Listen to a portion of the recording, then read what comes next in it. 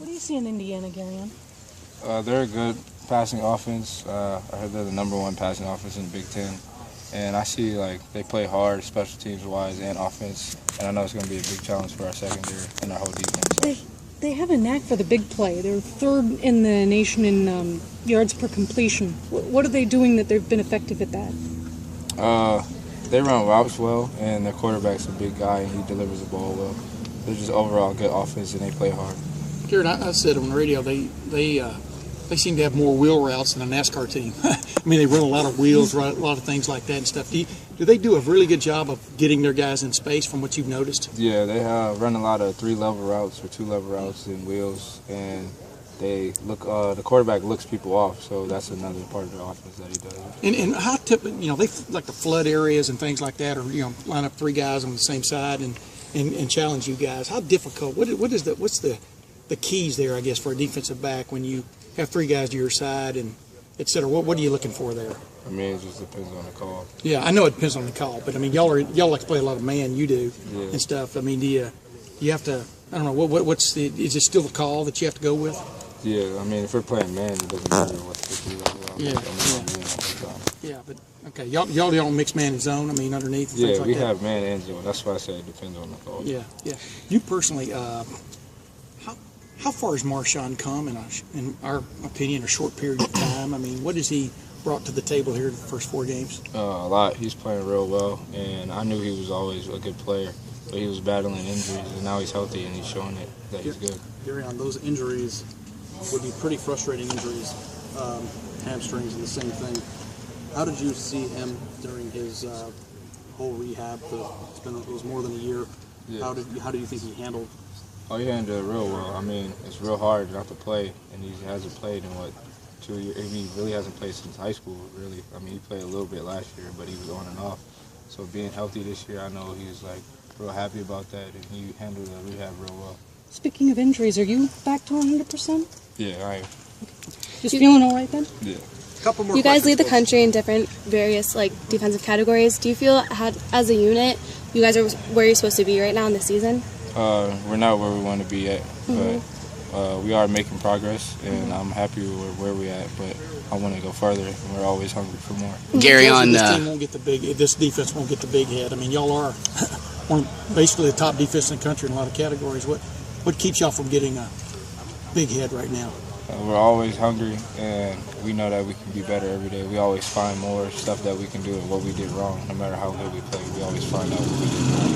Gareon, last weekend, Coach Schiano said after you guys failed to force a turnover that you guys didn't meet your expectations. So in facing one of the best passing offenses in the Big Ten this weekend, how do you guys plan on exceeding those expectations? I just come out, be fundamentally sound, do what we do, and just play hard every play. And just make sure we play for each other, and everything will handle itself. You guys got any bets on who's going to get the first pick in the locker room? For why you do what you do. And what is your why? My mom and my 2 brothers. If it wasn't for them, honestly, I had days where I felt like, maybe I'm not cut for this, but you kind of sit back and ask yourself, why did I come here? Why do I do what I do? Why do I love what I do? And they are my why. Does the memory of your dad drive you? Yeah, every day.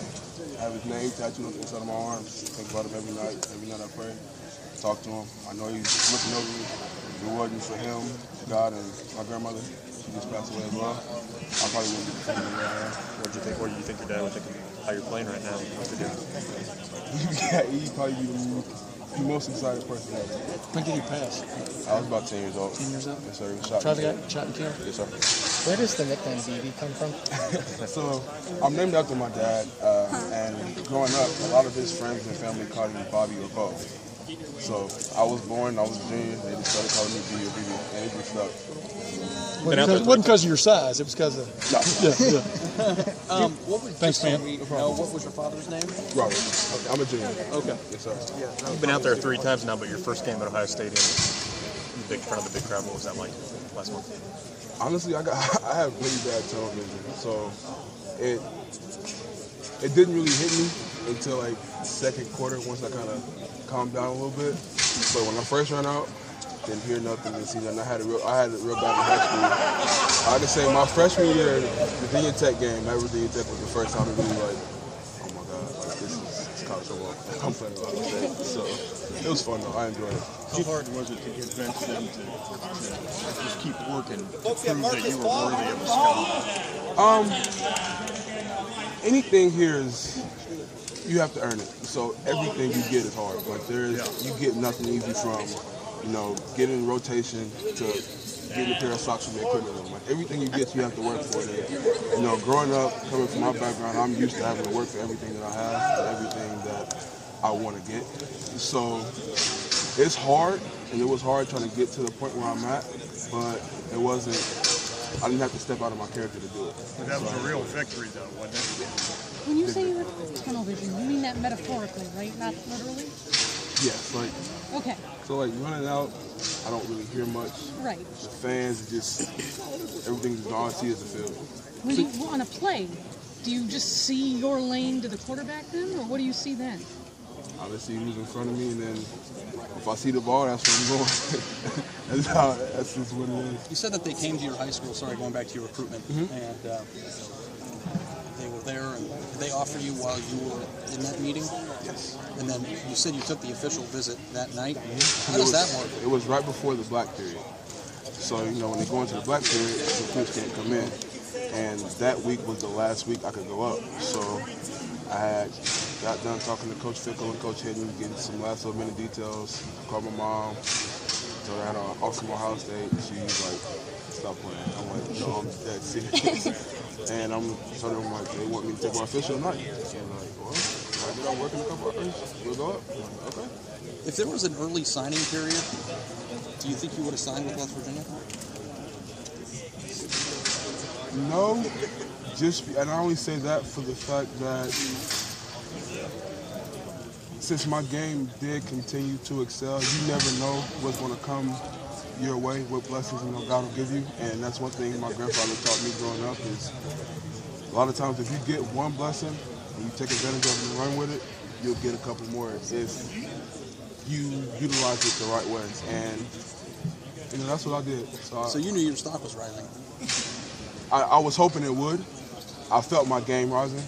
So I felt that, as my game started to rise and I started to build more confidence, I was hoping and praying that maybe more students would come in. Because it's interesting, because today, 3 hours ago, the NCAA proposed rule changes, and one of the proposed changes is early signing period. Urban Meyer's been a pretty big proponent against that, and I just always wonder what it would be like if you had an option to sign somewhere and how a program might have taken it if you refused to sign early. And, thankfully for you, right, you got to pick where you wanted to go late. Yeah, and I could use myself as an example. I can't really use anybody else because, I haven't walked their path. But me personally, I wouldn't be the biggest fan of it just because, personally, my recruitment really started late. A lot of kids' recruitment process started junior, sophomore year. Mine started senior year, and I didn't really get this offer until, you could say, my senior football season year was over. So, different people have different perspectives on it. That's just my personal opinion.